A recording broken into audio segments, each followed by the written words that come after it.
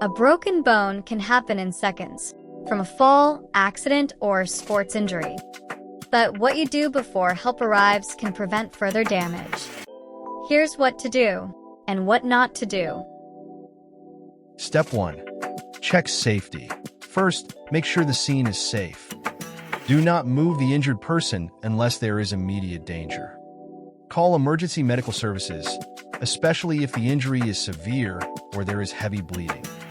Step 2. Do not straighten the bone. Never try to straighten a deformed limb or push a bone back into place.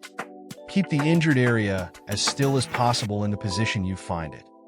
Step 3. Support the injury.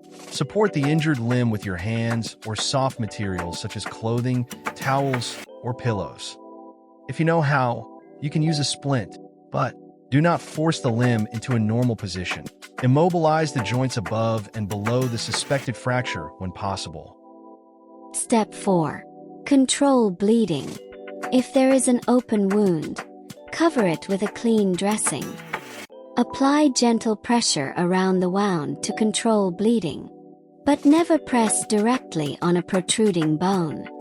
Step 5. Check circulation. Watch for numbness, tingling, pale or blue skin, or a limb that feels unusually cold. These may indicate a circulation problem and require urgent medical attention.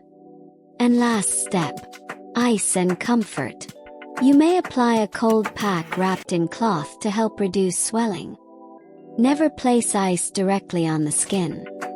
Keep the person warm and reassure them while waiting for help. Remember, protect. Support. Don't straighten. Get medical help. When a bone may be broken, keeping the injury still can help prevent further damage.